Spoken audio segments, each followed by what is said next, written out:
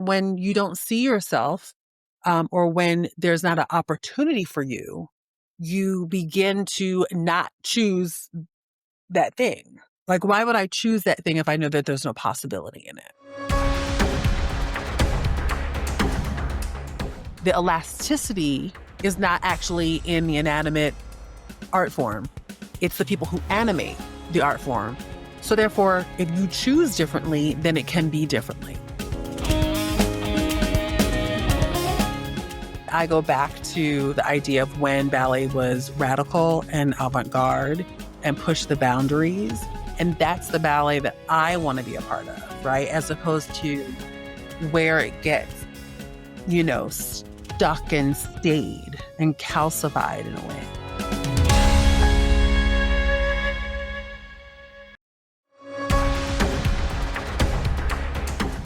Welcome to the StageLink podcast, your access and connection to the live performing arts. In this podcast, you'll hear from some of the industry's most inspiring people from around the globe who create magic on stage and backstage. Our guests share their knowledge, passion, and the real stories of how a show comes together. We hope you enjoy this episode. Welcome to the StageLink podcast. My name is Anna Robb, and today we're speaking with Theresa Ruth Howard, a former ballet dancer turned journalist scholar and organizational consultant. Theresa is the founder of MoBBallet, Memoirs of Blacks in Ballet, and has been recognized by the New York Times as a force for change in the dance world. Her visionary work in inclusion, diversity, equity, and anti-racism idea has catalyzed institutional change across the industry, advancing cultural reform in ballet and increasing representation. As president of From Here to Diversity, Inc., she has worked as an organizational consultant with companies including Pacific Northwest Ballet, the Royal Ballet, Dutch National Ballet, English National Ballet, and the National Ballet of Canada. Since curating Reframing the Narrative at the Kennedy Center in 2022, she has continued her curatorial work there with Pathways to Performance, the choreographic initiative she developed to platform Black choreographers. Her latest initiative, the Oasis Dance Journal, a home for conscious critique and ethical commentary, addresses the critical need for culturally competent writing in the dance ecosystem. Merging artistry and advocacy, Howard continues to reshape the cultural landscape of ballet, fostering systemic accountability and inclusive dialogue across the field. Theresa, welcome to the show. Thank you for having me. So you were a ballet dancer, or are still a ballet dancer. Tell me about your involvement in the industry before we talk about your advocacy. I was a ballet dancer. I'm from Philadelphia originally, and so I trained there with the Philadelphia Dance School, founded by Joe Myers-Brown, and then went to Pennsylvania Ballet, which is now Philadelphia Ballet. They changed their name, I think, about 4 years ago, and then continued on to Dance for Dance Theater of Harlem. Amazing.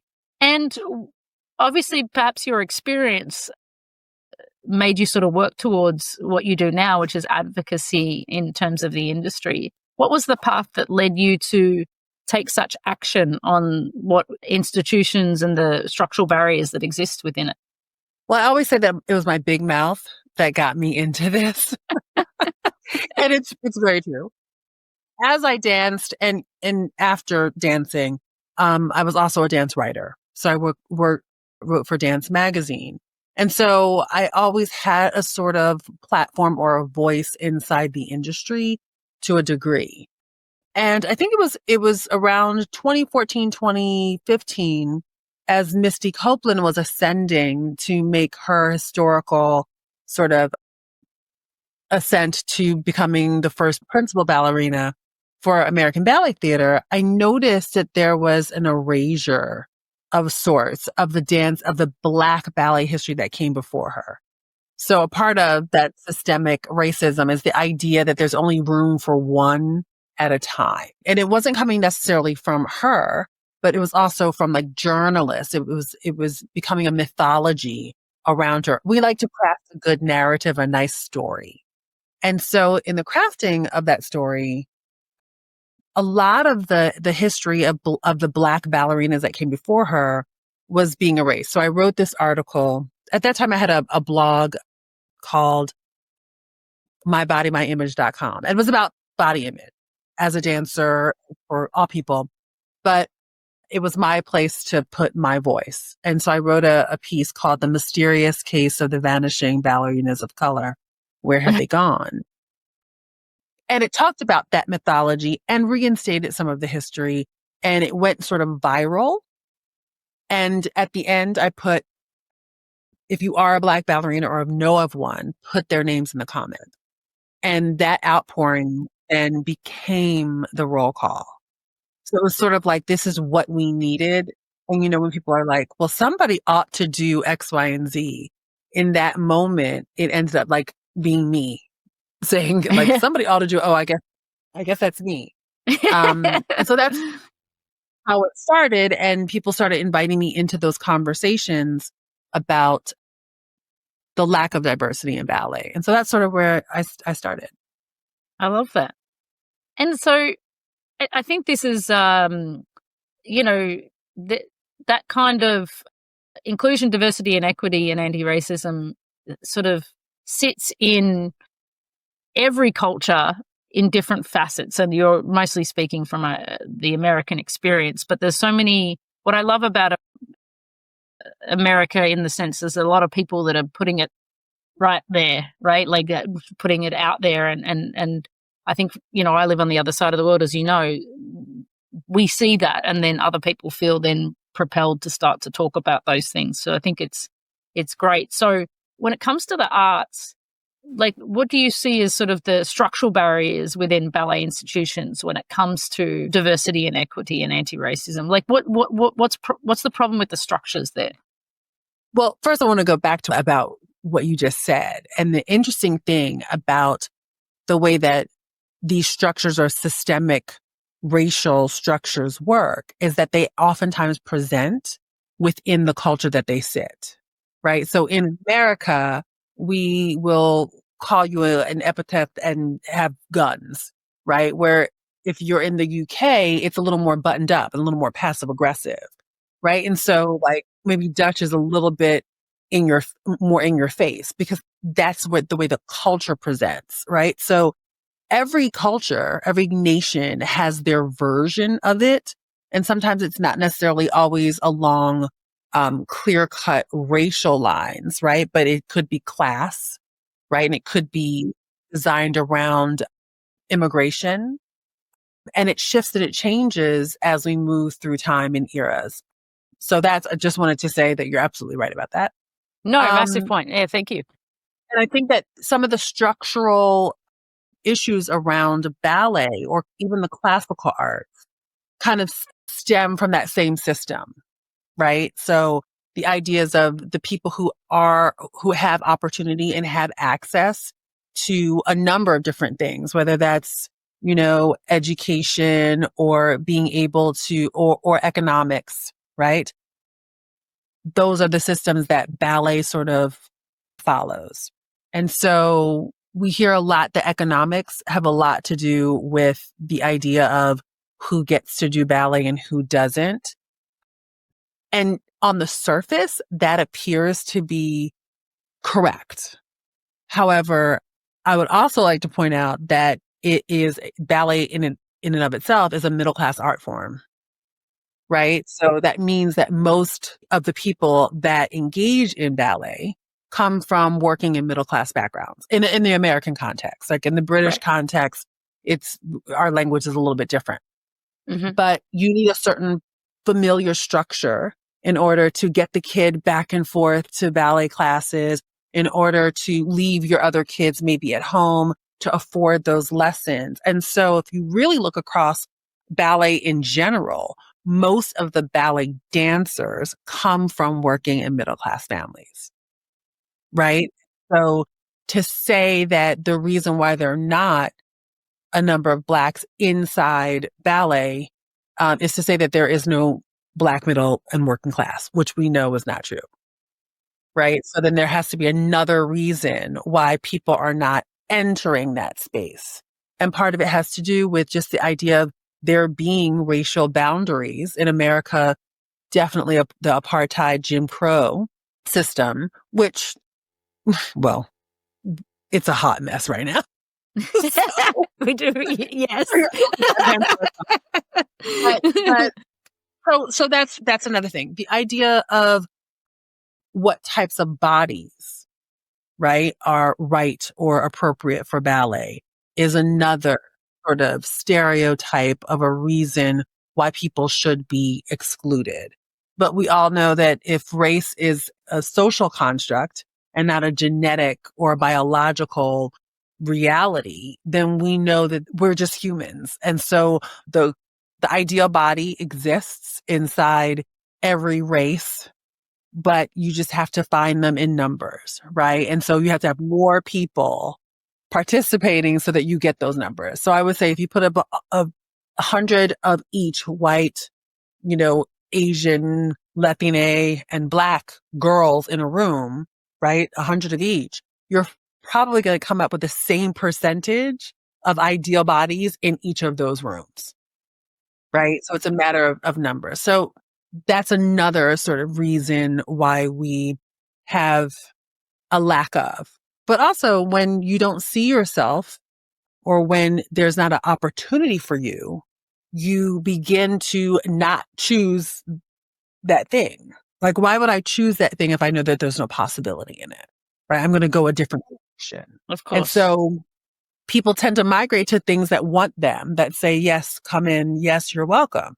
So ballet is one of those things that people, Black people may not have chosen, not because they didn't resonate with it, but more because they realize that there's not a possibility in it. And so I won't pursue it to at least a professional degree. And so there's, inside that, there's a lot of shading and different and variance. But then we go to the other side of the idea of like, that's on the person who's being excluded. That's that thought process. Now, in ballet, there is the whole concept of what is the aesthetic of classicism, right? The aesthetic of ballet. And so we go, okay, we think of ballet, you think of maybe, that line of, that pristine white line of swans. And we talk about breaking the line, right? Not wanting to mar that quote unquote perfection. And so those are some of the structures inside aesthetics that create that inability to see it a different way. And so when I started off in this work, I would ask, well, what is ballet? Let's define what it is. Is it the aesthetic? Is it the body? Is it this, that, and the other? Because once we define, or is it the movement quality? Is it the technique itself? Because if it's the technique itself and not anybody can qualify. Yeah. Right. And so basically I was trying to make people own their aesthetic. And then once you own that's the aesthetic you're holding, now we can start to sort of dismantle that and see if how much elasticity there is. That's such a fascinating deconstruction of the situation. And I think when you've had those conversations with certain institutions, one, have they been sort of consciously aware of that? And two, have they been open to deconstructing that kind of idea of what ballet means to them as an art form? So MoBBallet and I, as MoBBallet, have just celebrated our 10-year anniversary of being in existence. So I started this work in 2015. And I would say that in the very beginning, people were very, very reluctant, and artistic directors, the gatekeepers, the deciders, were the most reluctant. Like, it was almost impossible to get them to speak in private, let alone in public, right, about this issue. Because anytime that you talk about the lack of specifically Black bodies in a space, every white person assumes that you're going to call them a racist, right? It's like inherent. Oh, well, I'm not a racist. Okay, so then that's that automatic defense, and that wall goes up of protection. So the trick was to try to get people in the room and help them over that initial fear in order to enter the conversation. And, it might turn out that you're a racist. Who knows? It might just turn out that you're holding beliefs that we've all been socialized in. And the question then becomes, how do you feel about that? Right? And do you shift it? Do you agree now that you're aware of that thing? Right? Do you agree with it? So it's like how much elasticity is there in the art form, the concept of the art form itself? But then when we realize that we, the people, make up the art form and they as artistic directors are the deciders, then the elasticity is not actually in the inanimate art form. It's the people who animate the art form. So therefore, if you choose differently, then it can be differently. And I think that it's taken about 10 years, one, for this to be, this sort of conversation to be, normative, like everybody's having it. They can fall on either side of it. I don't care, but at least you're aware of it and you're making a choice and an informed choice. And then I think that people are open to shifting that perception. I think that the COVID and the summer of BLM and George Floyd, Breonna Taylor, Ahmaud Arbery, those sort of events sort of blew the roof off and had specifically white people really tapped in for the first time, like globally, looking at the reality, being able to own it and say, yes, I see it. I'm a part of it, which had never happened before. And so I think there's always going to be a lot of work to do, but I do think that we are in a very different place. One that can't be kind of easily rolled back, because once you see it, it's really hard to unsee it. It's so true, isn't it? I would agree with you, just, from my perspective as well, as like people have understood that there's an unconscious bias about the structure of the way things are. And it was those sort of, big incidences in the last 10 years where people are like, hang on a second, and starting to question, as well as wonderful advocacy, people like yourself and people saying, see, see, this is what's happening, So it's so fascinating. But also, if that's starting to happen there, speaking to your earlier point about, the middle class and people participating in ballet, it's also about building a pipeline of people of diversity participating in the art of ballet. Is that possible that's changing as well, that people do see, because of the Misty Copelands of the world and things like that there is representation enough? And I'm not just maybe speaking about, I'm speaking about all Asian and Latino and that. Is that shifting as well, or is it still work to build that pipeline of youth participating in ballet? No, I think it is shifting. I think that it's a system, right? So it's a closed system. So, you have to have people in the pipeline, but you have to have the artistic directors who are willing to hire them, right? Because you can get them, because we're forgetting that people actually did train to a high level and then cycled out because they weren't hired, right? So like right. we've never studied the numbers, but if there was data on it, right, then we could probably go, oh, wow, yes, there's a few of these specifically Black and brown dancers who are graduating out of these conservatories, but they're not hired. So they cycle out of the form and go into other fields or another genre. And then we have to have them kind of climbing the ranks, right? Getting into companies and hopefully ascending so that we have, them at a higher level inside a company so that there's more visibility, which promotes the idea of like, oh, wow, representation matters, right? And I think that and it takes 10 years to make a dancer. As I believe, I don't know if it was Balanchine, but it's been said that it takes 10 years to make a dancer. So just like I said, I've been in this field for 10 years. And I think it was just as we were going into COVID, that was like it was like about 7 years. So we had almost graduated the first class or classes that were underneath this new sort of ideology. A lot of those dancers are now in companies. Like I did the MoBBallet Symposium in 2019, and in our graduating class, I think we had like 24 dancers that participated. And I think that half of them were like advanced, and I think all of them ended up dancing professionally or are dancing professionally.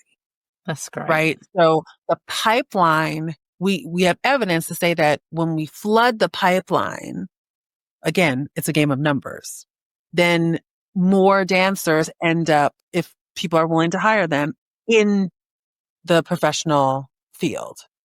What's really interesting is my friend Shelley Power, who's now the executive director of Philadelphia Ballet, was, I think, right before, maybe 2 or 3 years before COVID, she was the artistic director of the Prix Lausanne. And we were working together because she was like, how do we get more Black dancers into the Prix Lausanne?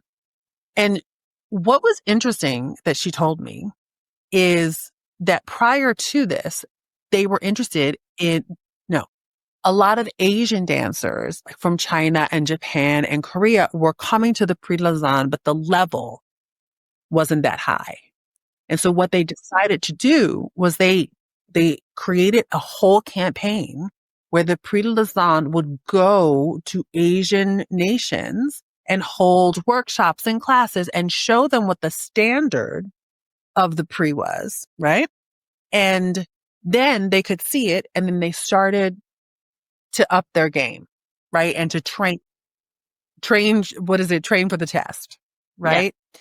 And now, right, almost 10 years later, there they are. Prix Lausanne, it's mostly Asian dancers. Oh, really? Or at least the top 5, right? A lot of them are Asian. There are a lot of Asian dancers in the field, all through the ranks, right? From core to principal ballet. So we know that when we put effort in a certain direction, it does eventually pay off. So we know how to do it. I think this is also something that happens in Brazil, South America, a lot. Cuba has its own sort of like, system there, but there's like this influx of Brazilian dancers that's sort of flooding the industry now. A lot of talent is coming, mainly male. It's very interesting too, right? Because we haven't yet even talked about colorism and the idea that the females, the standard is higher and there's just more of them, but there's also the issue of colorism as well. So talk to me about colorism. What would you like to talk about? Define it, how that's affecting the industry. So colorism, the idea of the closer you are to white or white passing, the more benefits you have. Like, so we have the system of the inconspicuous benefits of whiteness, right? The white privilege is the closer you are to white, the more privilege you enjoy, right?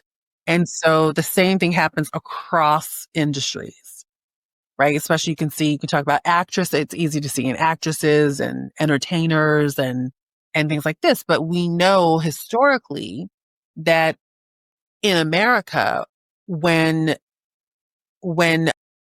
we were coming out of the emancipation into Reconstruction, that a lot of the people, the enslaved people who were either mixed race or very light skinned, often benefited and had more money, more opportunities, and even created an internal system of colorism that gave them access to education and the possibility of entrepreneurship and money and changing their class and XYZ.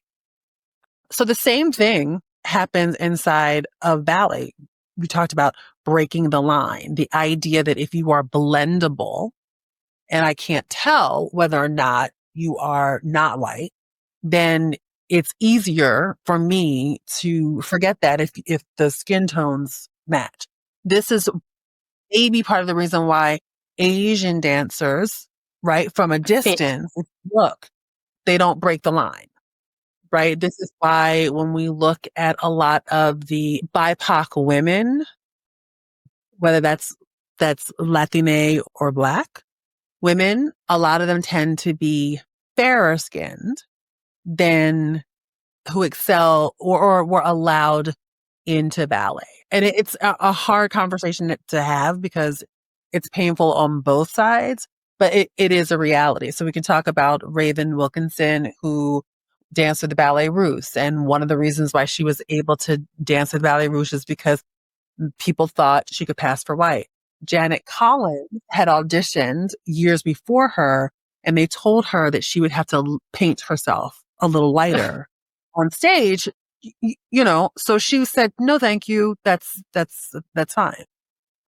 But it's one of those things, right? That is not like, it's not special or unique to ballet, but it is a part of the global beauty standard. And this is not just for Black people. I mean, Asian women, of course, have lightening creams and it's about staying out of the sun. Right. So like this is a ubiquitous beauty standard that finds itself in ballet. No, I always remember when I moved to Asia, I was on the, you go to all the makeup products and it was like whitening. And I'm like, what?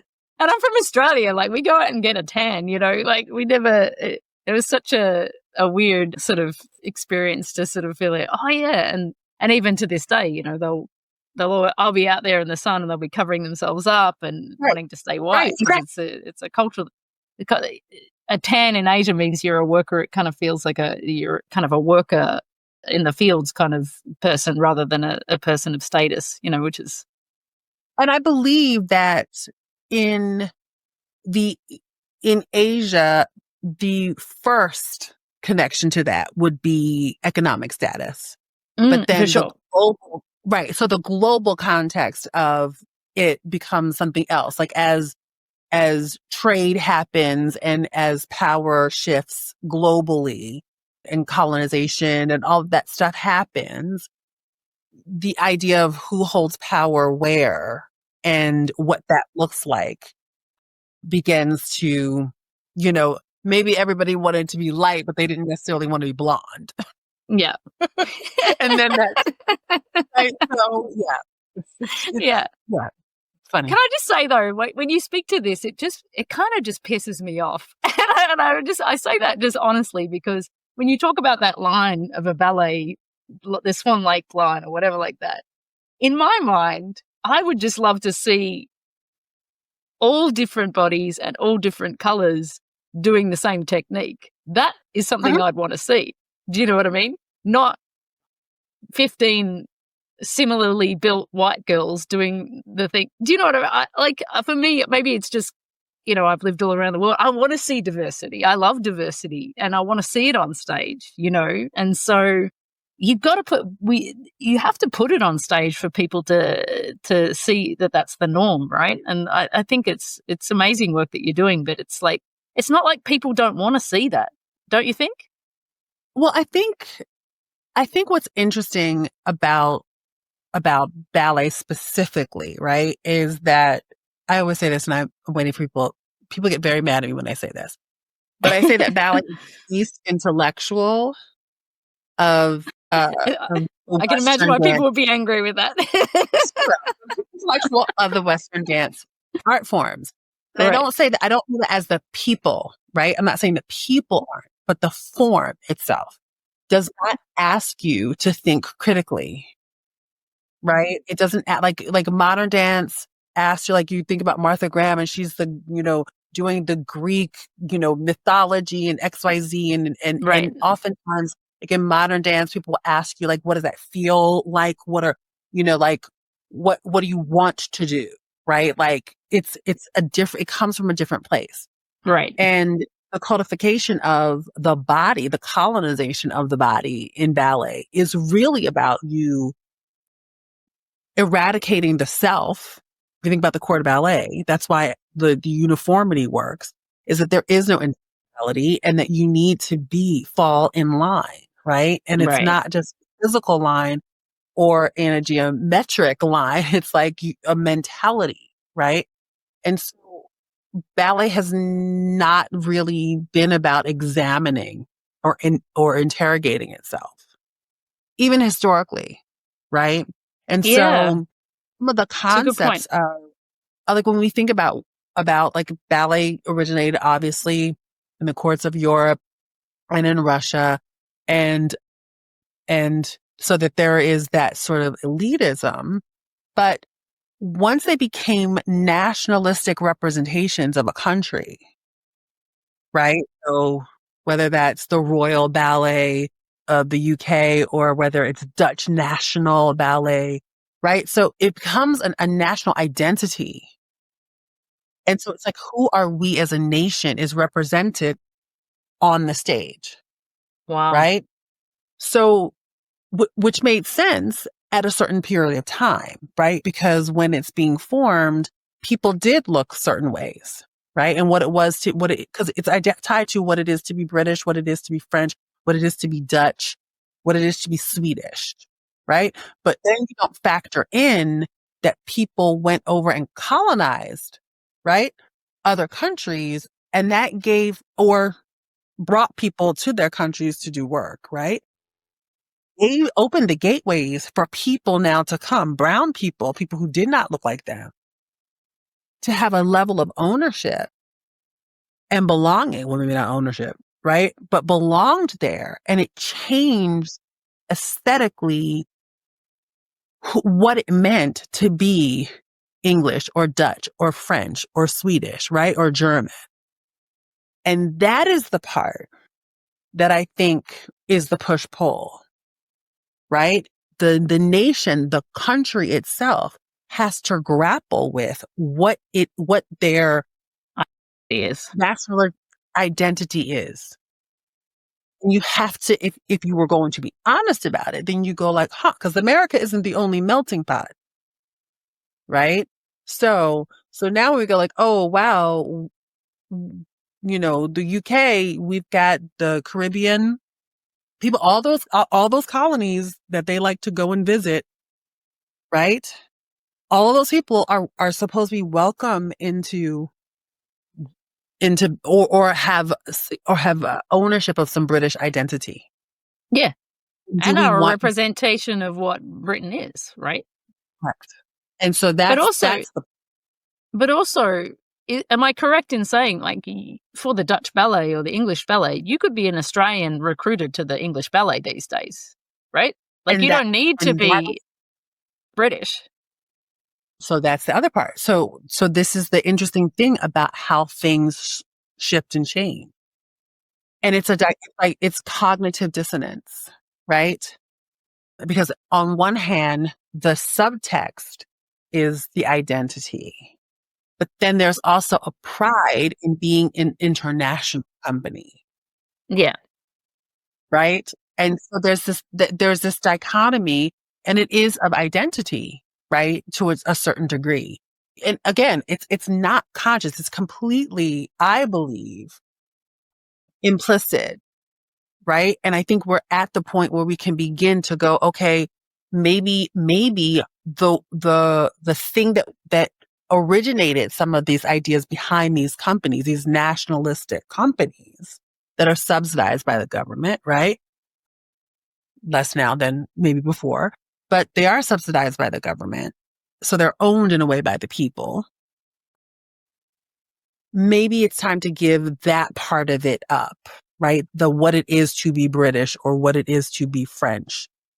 Maybe that part goes. And now we're ready to be international, because the idea that we can attract artists from all over the world who want to dance here is another sense of pride, right? So maybe we've like sublimated that, the nationalistic for the international in a way. You And then see? in So, turn, deconstruct what that means to be an aesthetic troupe, right? Of what that's correct. represented on stage. Right. Yeah. So then it goes into the stylistic of like what makes us us. Right. So it's all shifting and changing, and it always has.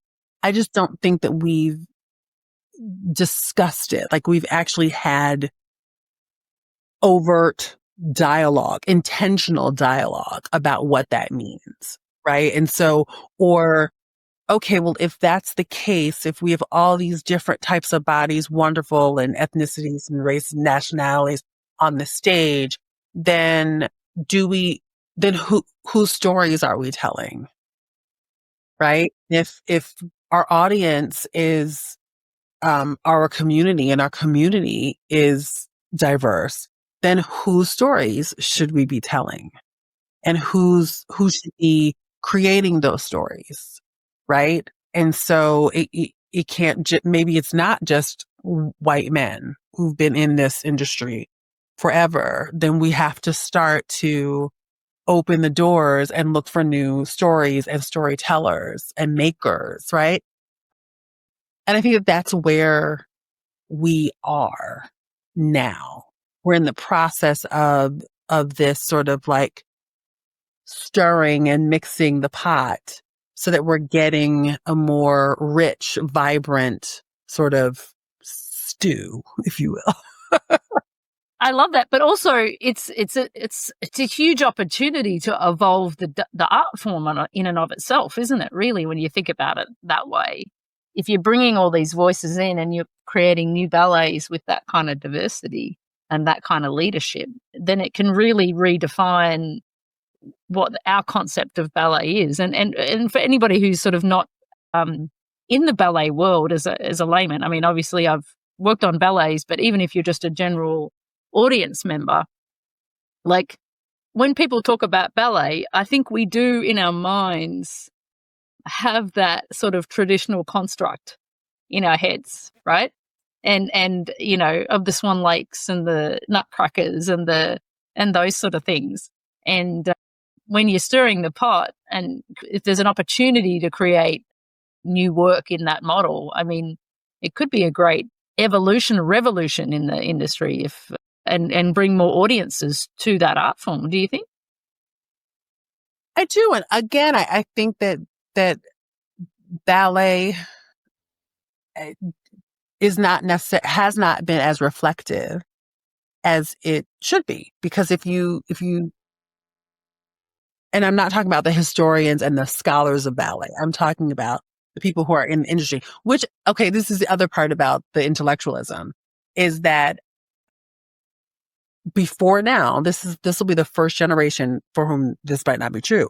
But generally, most ballet dancers, you were lucky if they had a high school diploma.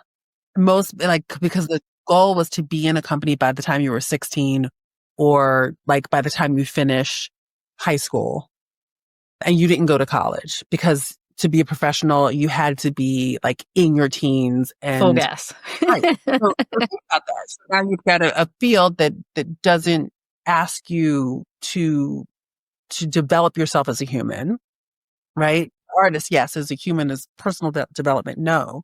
And then you also have basically a high school education, right? And college is where you like are generally taught to critically think.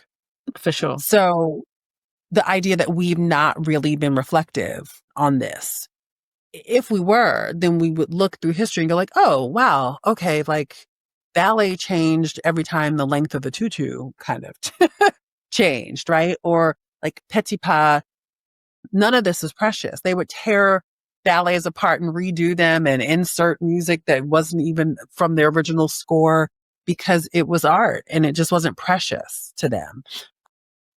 Balanchine shifted, like we went from classical to neoclassical with Balanchine, right? And so he started to put steps together differently and, you know, flex the palms and flex the feet and hips forward and all that. We got a whole different like style of ballet in the 30s, the 40s, 50s, right? So ballet has gotten facelifts. Right. You know, over time. So it would make sense that it speaks to where we are today.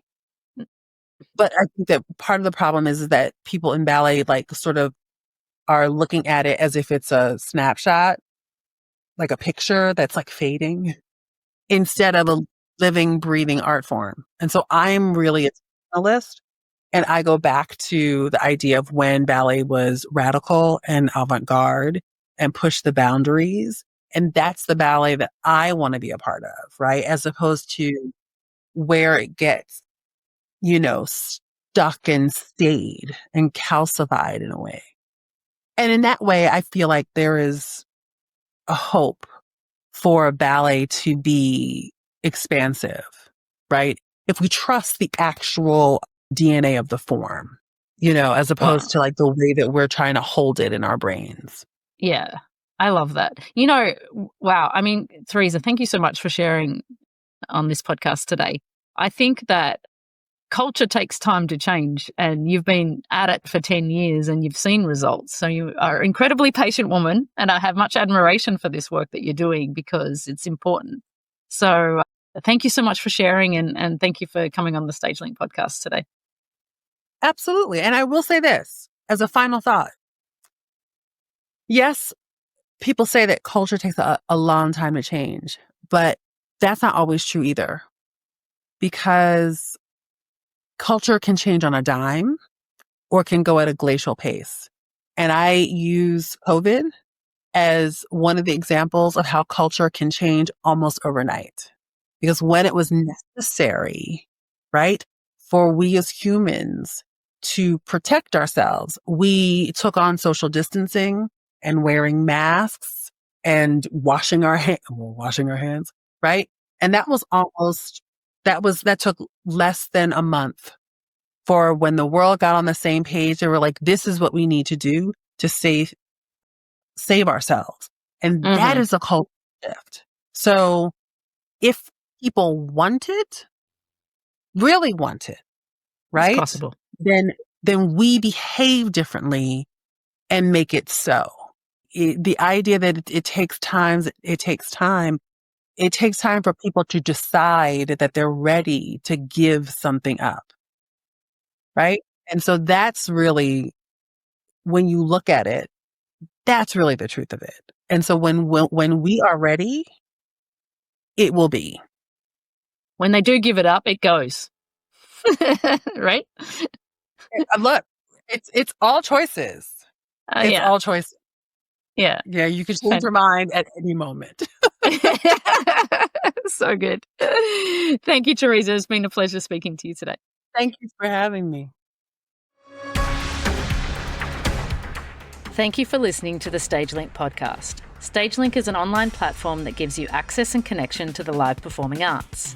As a guest, you can read about live performing arts from across the globe and gain insights from performers and artists on stage and all the amazing people who work behind the curtain. If you are an industry professional, StageLink Pro offers jobs, networks, and career support tools, and you can build your own professional profile on the site. As a StageLink podcast listener, you are eligible for 20% off your StageLink Pro membership. Visit us at stagelink.com, and when joining, use the code SLPodcast. StageLink, that's StagelYNC.com.